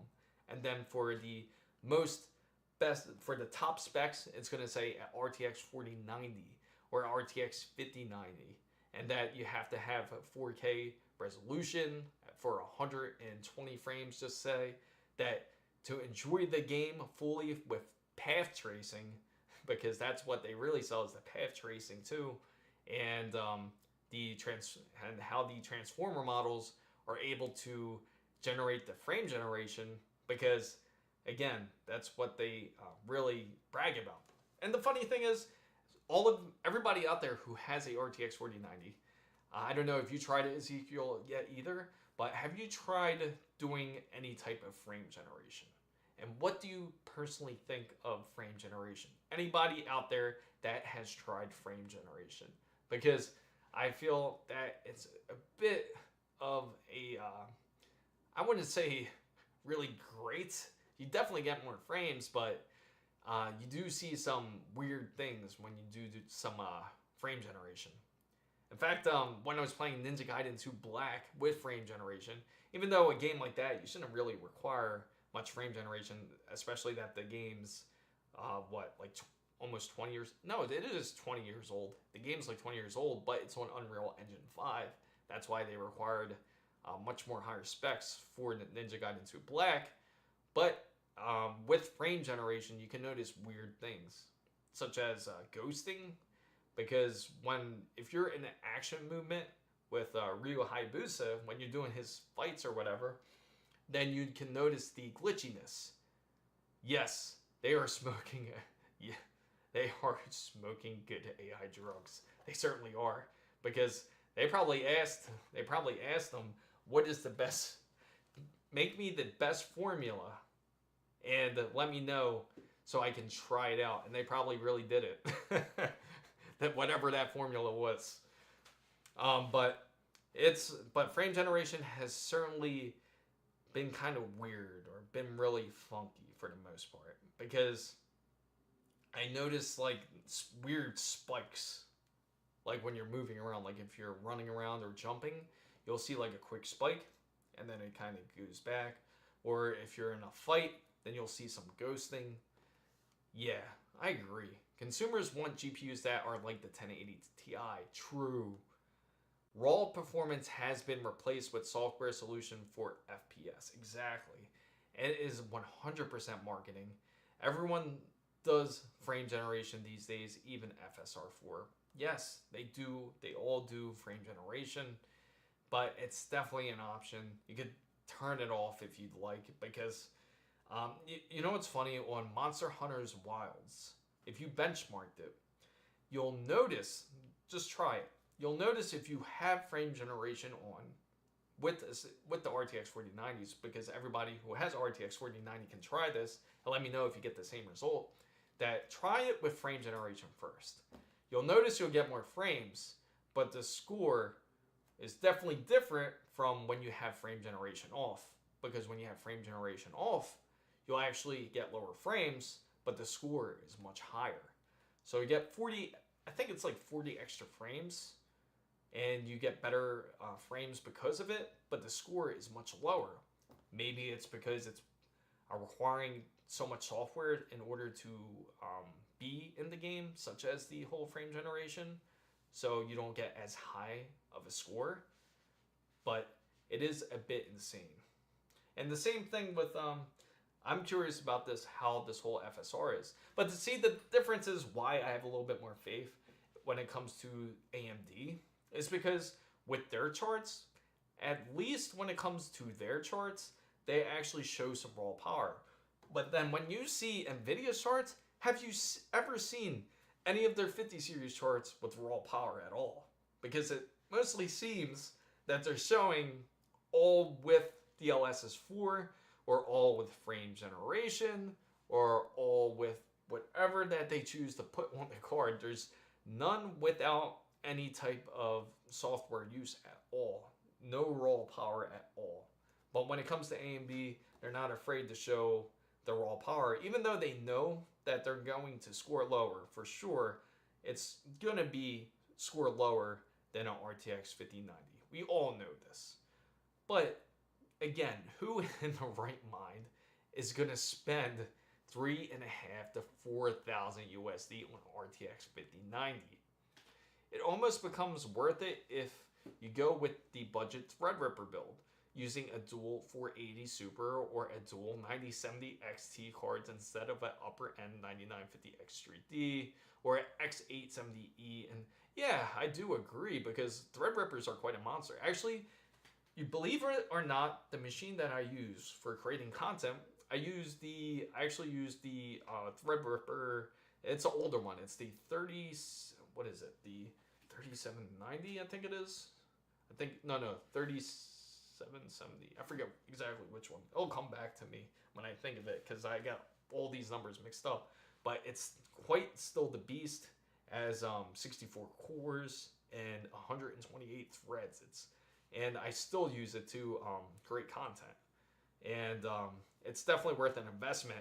And I could see that because that makes more sense. But on a gaming rig to spend so much, it's quite insane. So it almost... That's funny, damn, Joe. How much money you have. So FSR 4 quality mode not looking so bad though. What do you think? FSR 4 has definitely improved over time because if you've seen FSR 3, it's quite a mess. And I've experienced it because I have tried it on like the ASUS ROG Ally to see how it is. And I've optimized a lot of games with FSR. And it looks great and everything, but the problem is it kind of looks distorted. It won't look as clear. It looks more jagged. It almost feels like it needs more anti-aliasing for the lines because there's no clarity. But FSR 4 does have a large improvement over that, so you can certainly see the difference when it comes to FSR 4. So, but yeah, the FSR 4 should be excellent in it. And the same thing with, I always mention the AFMF, which is my favorite, which is the motion flow when it comes with these. The whole anti-lag it also has built in. And the really wonderful thing about AMD is that the Adrenaline software has improved quite a bit. Because NVIDIA, have you noticed too, now this is everyone who has an NVIDIA card this applies to. Everybody with the NVIDIA card, have you noticed that since they updated to the new NVIDIA app, it's just been crazy. It's just like the drivers haven't been great. The software doesn't always update like it should. And that there's a lot of issues when it comes to just NVIDIA's app, period. Same thing when it comes to even NVIDIA's overlay. And when it's not even on. But you can notice the reduction of performance when you're gaming. And you have to turn off certain settings for it not to reduce the performance when it comes to gaming. I don't blame you, Ezekiel. Switching to AMD, it's a wonderful card. It really is. And I really hope AMD does go high-end because I feel that they could definitely sway a lot of NVIDIA users, including me. I wouldn't mind updating to AMD if I could. And especially you can go a full AMD build. It would be nice. And it's something that they've always talked about, which is having the infinity cache. Of course, you got the processor that has the infinity cache, but allegedly, again, it could be marketing and everything, and something has to be tested. But when you use a AMD card with AMD processor, it has its own infinity cache, which is also would be nice to have, which would be really great on performance, especially for the clock speeds that the RX 9070 can do, the RX 9070 XT can do, which is well over 3 gigahertz. It's quite amazing if you really overclock it. You could even overclock it more than that, which is and it's undervolted, so you're actually performing less voltage, but you're getting amazing clock speeds out of this card. Now I'm curious about how the memory clock is, because I know the memory clock I think was the one where it has the different issues with it. But with this AMD card here, it's funny. I'll show you how that backplate is. Actually, I'm gonna have to. It's gonna be hard to show you actually. I'll flip it around like this, so that way you guys can see. So that way you can get a better angle at it. But when you flip it around just like this nice magnet plate where you hide the cables, you can see, like, you could actually, like, if you look at the board, I wish I could flip it, but this card's so heavy, I'm afraid it's gonna put a lot of pressure on the board. Or matter of fact, I could maybe hold it up like this. I don't need leverage to work on me now, right? But if you see it, you can see where you can route the cables back here, which is nice. So you can really hide them, and it won't be in front of the PC case. Now the best part is you can use this this magnet's really easy to take off. You just pop it off if you want to. Yeah, I can't wait to see it too. I'm really excited for it. You can just take it off here. So if you already have it in the PC and you have everything set, it's really easy to... Now, of course, I'm kind of nervous taking it off, to be honest, because that's what I don't need.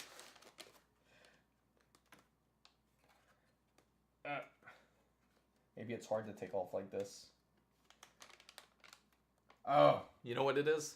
I'll tell you what it is. Just to let you know, if you do put on the back plate, this Q release gets in the way, which is what's preventing me from pulling the plate off. So if you choose to put the plate, you just have to hold the Q release down, and you should be able to take it off without issue. There you go. And then you just got to push it back in, make sure it's engaged. There you go. Yep. So just be careful. It's a good thing I did this while it was out, because now I know. Because if you choose to get a B850 just like this, just watch the Q release. If you have backplate and you choose to go to the Sapphire Nitro Plus, just pop it off just like that. This will go back into its envelope here.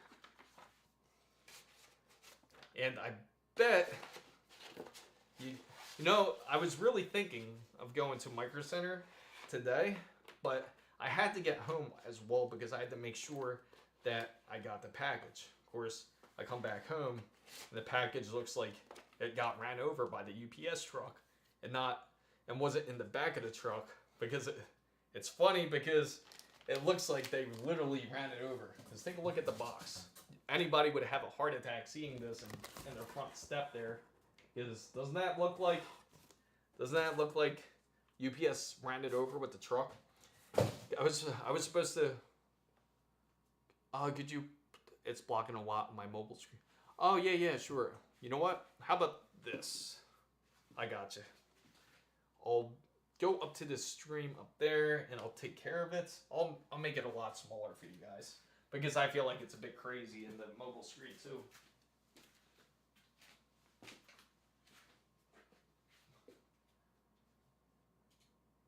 Let me see.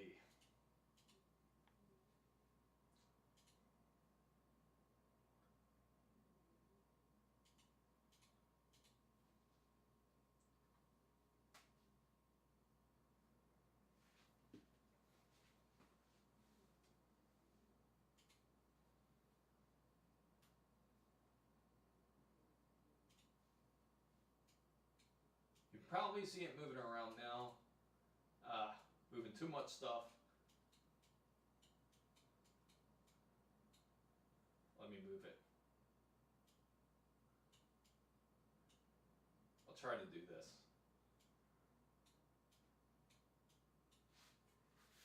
Do you guys just want it gone? I can just completely remove it. Seems like a bit of a pain.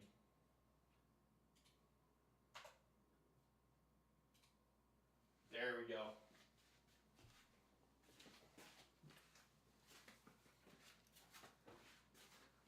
That's a lot better, right, guys? I was going to leave the chat log up there and try to shrink it and everything, but I got to figure a way to modify it, maybe change the opacity so that way you guys could see each other's chat. But I'll just, of course, I can always read off the chat. And hopefully it doesn't get in the way of the vertical live as much either. I mean, not the vertical, does it? I'm glad it helped. But, yeah, so as I was saying, hopefully you guys were able to see that. Were you guys able to see that performance about the backplate? How you got to take it off? If there's a Q release, when you pull it off, you just have to make sure to push that Q release and pull off the plate. Otherwise, it can damage your Q release. You don't want that to happen. And it's easy to move. You just push this down and you can pull it up. Just like that. And you see, no damage is done. I'm glad that helped you out, guys, there. And no damage to the gold fingers. Right? Really?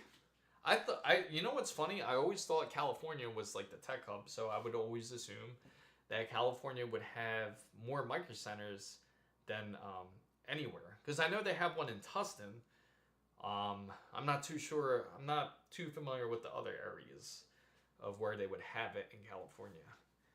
We honestly just got lucky down here because our micro center is relatively new. They just built that micro center just last year. It opened up in August, I think it was.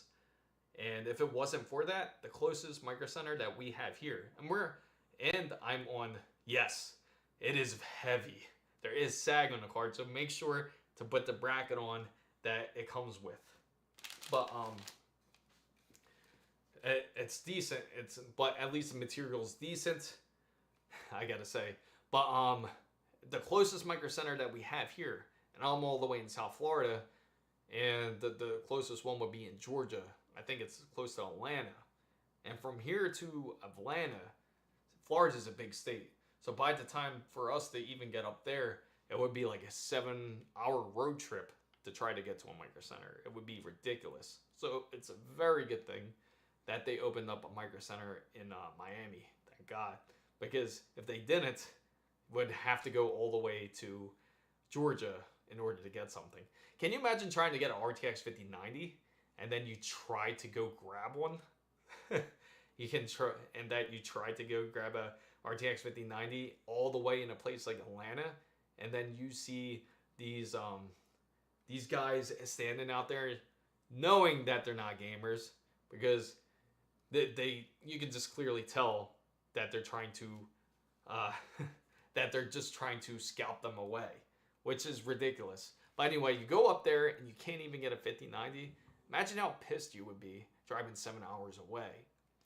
So Ezekiel said that there is a micro center an hour away from him, and I think he's also in South. Good luck, Chris, and enjoy the 9070 over and out. Yeah, no problem, Cucumber. I'm glad you joined in. Don't forget to subscribe. Hopefully you give it a thumbs up, and don't forget to join the giveaway. Hopefully everyone in here knows about it. If you don't, if you want to find the giveaway, I also have it on my post, and I also have it on my latest B850 motherboard video. It's also posted in the comments. It's pinned, so you can go and enter that giveaway. But thank you for joining, Cucumber. They have been saying that since last year. There's one coming to California soon, but no news since. So hopefully you guys do get a micro center soon, because that's kind of how many micro centers? Do you know how many micro centers there is in California total? How many is there as in total? Is it about, I would assume there's at least 3, right? I would think 3, because California is also a large state. You would think there's one probably close to like the Bay Area, like towards San Francisco. At least you would think they would have one around there. I know there's one in Tustin, which is closer to the LA area, and I guess maybe North California. That's just my guess. But hopefully they definitely have more. I know we need at least one more micro center here, because okay, yeah, that's what I figured too, the one in Tustin. San Diego. Yeah, nice. It's funny too, because they need to have another micro center in the one over, I feel like, towards like Orlando. Orlando would be also a great area for micro center to build, because if they do, they have a lot of northern Floridians that can go up there too, to be able to purchase all their PC parts, because Orlando to Miami is quite the drive. It's quite a far drive. If they tried to come down here, it would be like like almost like a 3.5-hour drive at least to get to Micro Center. And San Diego, yeah. But the funny thing is, so if you do get this motherboard, it kind of blends well, right? You have this is how it looks. Let me scoot over here. Go over here. So many different boxes.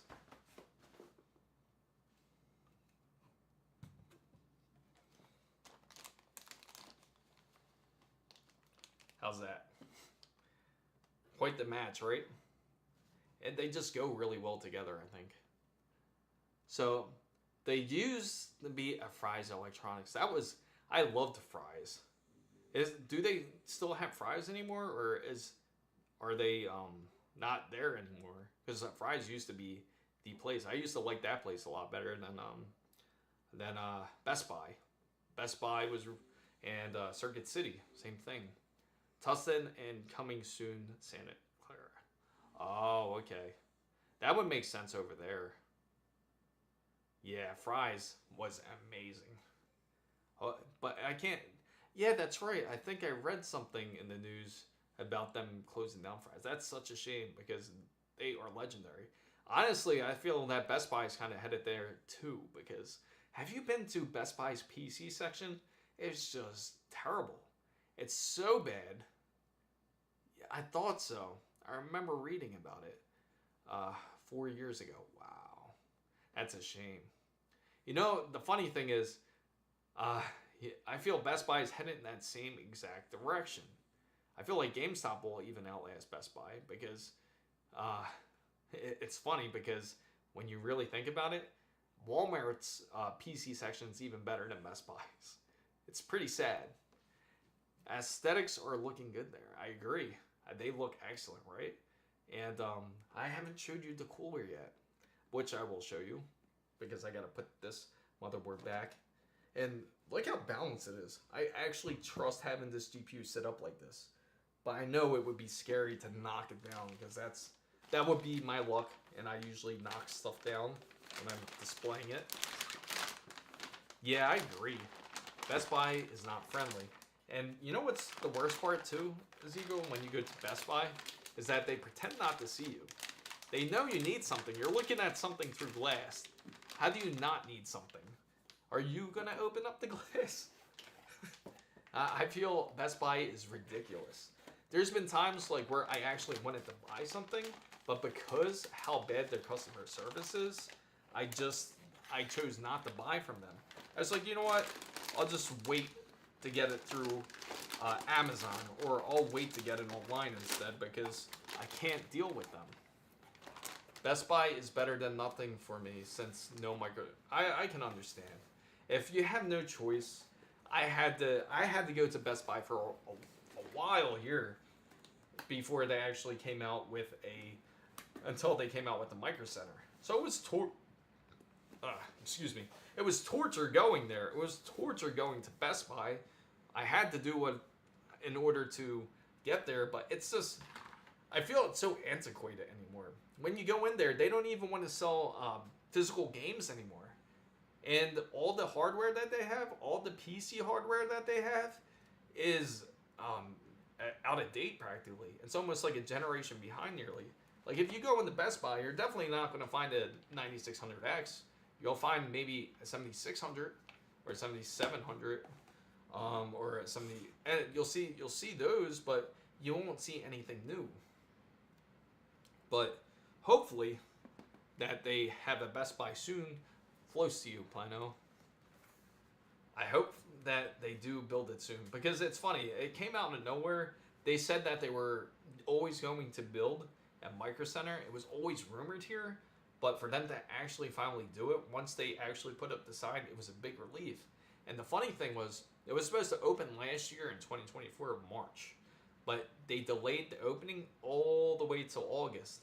So we kind of thought they had this whole attitude of like, oh, it's going to get done when it gets done type of attitude.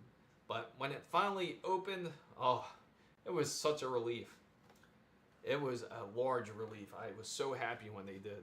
But hopefully that Micro Center does open up soon. Let me show you the cooler real quick.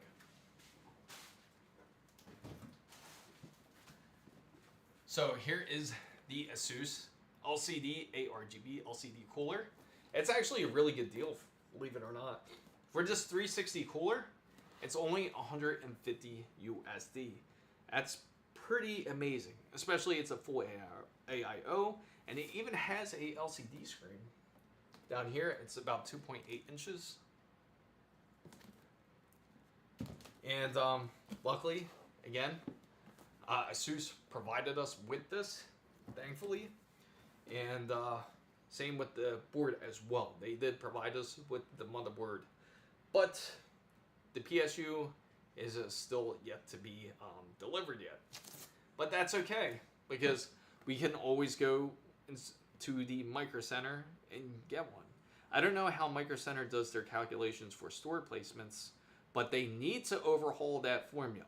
They did the same delay in North Carolina, but they... Oh, no. Really? That's the worst. They chose the wrong city to put the Micro Center. Why would they... It's... You know what's funny? I remember... It's kind of the same way. Even in Pennsylvania was like that, too, even. In Pennsylvania, they did the same thing where they have a Micro Center far away from the city. I think it's like 40 minutes away. It's the same exact way. I don't know why they think that, but they certainly do. And if they plan on expanding anymore, hopefully they have somebody that knows their geography. Same thing in Europe, if they do decide to branch out. If I was Micro Center, I would definitely go out to Europe as well, because they could certainly take up a very decent market if they did out there. But it would be pretty awesome if they did, because then they can certainly open up a lot more stores for sure, and they could be that super center. And I've always liked Micro Center because they're always willing to step out and be willing to help. Sure, it might be because they can get the sales and everything for it, but at least every person that I've dealt with Micro Center, I have never dealt with anyone that seemed like that they didn't feel like working that day. It seems almost like they all have a passion for it. What's going on, Unknown? Welcome to the stream. For anyone who is just joining in, I just want to let you know, I'm Chris Mizo here. I usually talk about PC and tech. And right now we just went over this wonderful RX 9070 XT. And if you love PC and tech, make sure you join and subscribe and join this wonderful fan band, and also make sure to give it a thumbs up as well. Malik brand. Is that how I say it? Malik brand. Their staff is A+ all the way. Agreed. They are the top tier guys. They seem that they're very passionate about what they do. And the best part is, they're not trying to upsell you all the way, because even when I went to go purchase, when we were at the store and we saw SanDisk NVMe, it was at $64.99. Malik brand. That's the best I can do for you, Unknown. But yeah, they care, because I went to go try to purchase the SanDisk NVMe, and when I went to go get it, I got the P3 Plus. And when I get, they actually led me to this, because again, it's PCI Express 4, and it was at the same exact price, which was insane, because it's, again, they usually have it at $84.99, and they said you could get a much better deal if you just go with this one. So that's what we did, because the other one we would have received would have been PCI Express 3, and I was going to get that model, because it was only $49.99 for that NVMe, but in order to get the P3, it was only $64.99, so it's only a little $15 extra to get it. So we decided to opt in for it, because it would make more sense, especially in this generation. Again, PCI Express 5 doesn't matter as much, so we chose to opt in. But anyway, the point was that Micro Center is excellent at what they do, and they 100% have full passion of what they do. No problem, Unknown. Anytime. But I'm excited for this build. I'm sure all of you are excited for the build. And make sure, for anyone that is just joining in, just as Unknown, make sure to go and join the giveaway, because I want to personally thank all of the fan band for being part of the fan band. You could have a chance to win a Samsung 990 Pro 1TB with a heatsink, and also you can have a chance to win some merch. So definitely join the giveaway. If you're trying to find the link, it's going to be on my latest video, which is about the motherboard here, which is the B850. And I'm not pointing at the GPU, but the motherboard box that it's lying on. But definitely join it, and hopefully all of you have luck winning it. But it's certainly... Oh, I mean, almost dropped that. These are the cables that it actually came with and everything, and the bracket. So if you are thinking about trying to get the Sapphire, make sure to install the bracket for it. And unfortunately, that's already for me. I already gotta end up closing up this stream. If I do decide to stream and go to Micro Center, I will definitely let you guys know. And please join the Discord, because I love talking to you guys out there. If you're looking for the Discord channel, it's also on my YouTube page as well. You can also go to the website, which is just chrismizo.com. I have all my social links on there as well. And please join the free giveaway, because I hope you get the chance to win the Samsung 990 Pro. And there's definitely going to be more giveaways coming up, especially when we get more product in. So personally, I want to thank everybody for joining in. I hope everyone enjoyed it. If you did, make sure to give it a thumbs up and everything. And for anyone that is into PC and tech, make sure... there's my dog. If you're wondering what that noise is, he's trying to scratch up the floor. For some reason, he started to... yeah, no problem, Ezekiel. I thank you for joining. I really do. And make sure to subscribe if you haven't, or follow me if you're watching on Twitch. But thank you guys so much for watching. This is Chris Mizo. I'm going to be signing out. And guess what, Ezekiel? I'm going to go grab some coffee just like you are, because I am dying of some caffeine. But thank you, everyone.